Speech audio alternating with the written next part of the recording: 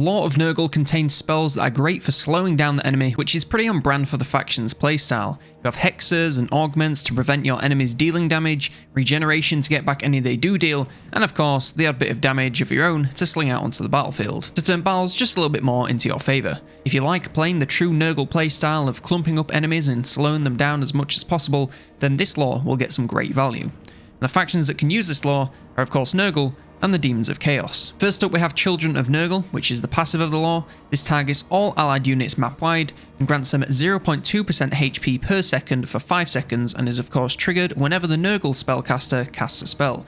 As usual, we're talking about a passive here, so you can't really not get value. The regeneration is only going to do a total of 1% on every unit it affects, and while this can add up to thousands of HP across your entire army, it's not exactly going to do much in the grand scheme of things, and save any one unit from certain death. If you really want to get the most out of it, wait until most units in your army have taken a little bit of damage before letting off a cast, just to ensure they're all feeling the benefits of your healing beat.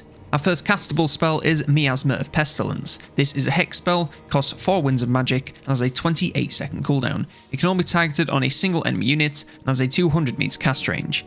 The affected unit suffers minus 24 melee attack and minus 40% charge speed for 21 seconds. This is a great spell for using on any melee unit, whether that's front lines, infantry, lords or heroes, and of course cav. The massive charge speed reduction will always be better versus cav, but that massive melee reduction will get a ton of value on any unit you cast it on.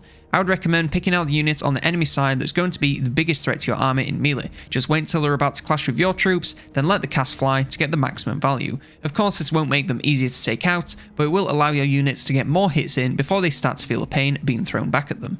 The Overcast costs 8 winds of magic and now has a 35 meter area of effect. Now instead of focusing on just one unit, you want to use this on an area that has the highest concentration of high melee damage enemy units that you can. So if the enemy is sending in their elite front lines with a lord or hero for support, then sling this their way to massively reduce the damage output of everything you catch in that area.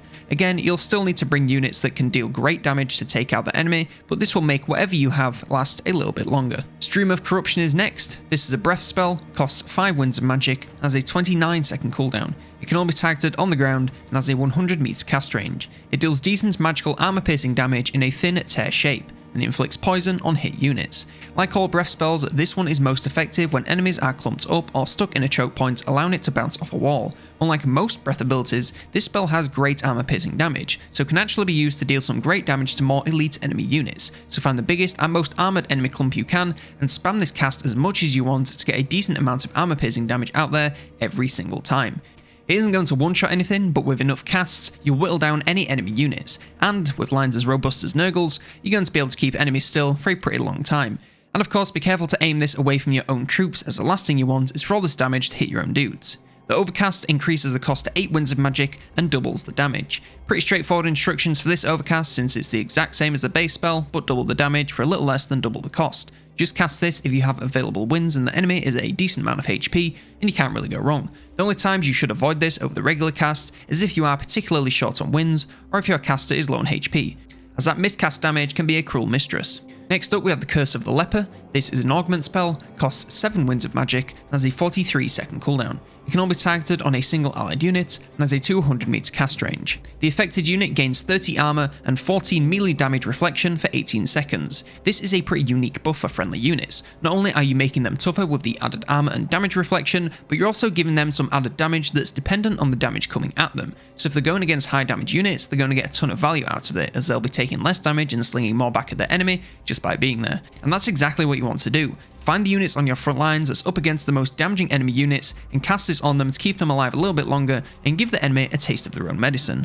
The Overcast increases the cost to 10 winds of magic and doubles the armor and melee reflection. You're going to want to use this the same as the base cast and save it for the most elite of the elite of enemy units to make sure you're getting the most value that you can out of that damage reflection. Of course, you want to make sure that your unit is not going to die before the end of the cast, otherwise you'll be losing a lot of value there, but aside from that, you should be good to go.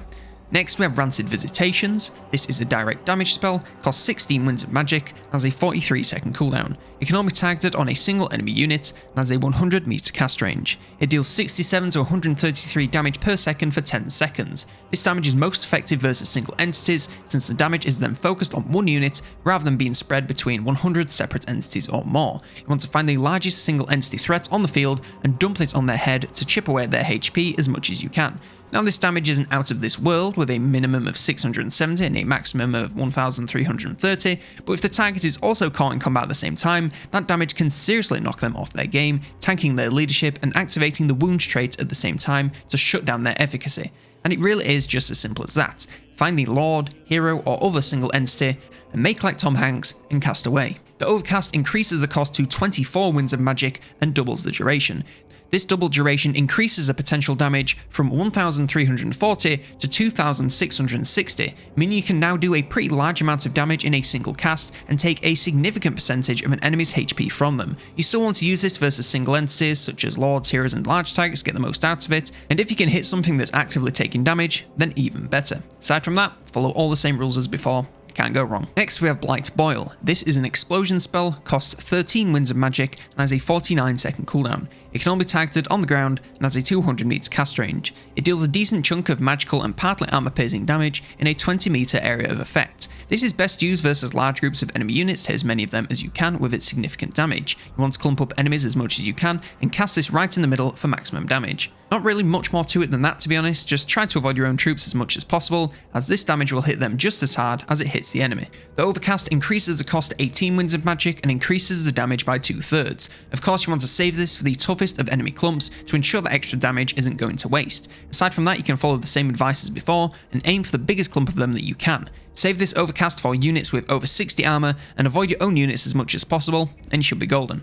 Our final spell is Fleshy Abundance. This is a regeneration spell, costs 16 winds of magic and has a 54-second cooldown. It can only be targeted on a single allied unit and has a 200 meter cast range. It regenerates 1.6% HP per second for 20 seconds on the affected unit. This is a massive heal with the full thing netting whatever unit you hit 32% HP regenerated, and in the context of Nurgle, that can be thousands of HP.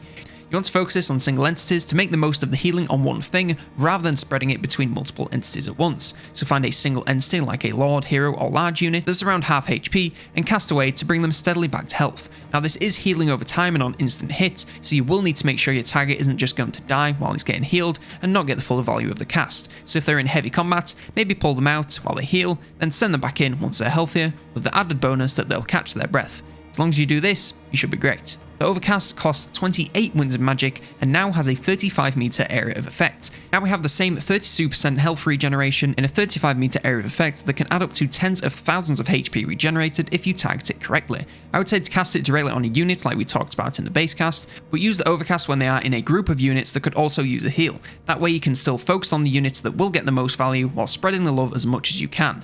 If you really want to min-max, then you can clump up a bunch of large single entities that need healing and use this to get them a massive boost. Just make sure you're hitting as many units as you can to make the most of that massive cost. And that concludes this guide on the lore of Nurgle. Let me know what you think of the lore in the comments below, let me know what you thought of this video by leaving a like or a dislike, and if you want to see more content like this, then be sure to subscribe to the channel so you never miss a video. I'd like to take this time to thank all supporters of the channel, like Adam T, and of course Henry Tucker for their support at the Unclean Ones tier. If you'd like to support the channel, you can do so here on YouTube, over on Twitch, and of course on Patreon, and get shoutouts at the end of videos, just like all of these wonderful people. Huge thanks to all supporters, one final thank you for watching, and for now, I've been COLONELDAMNEDERS, and I will see you next turn.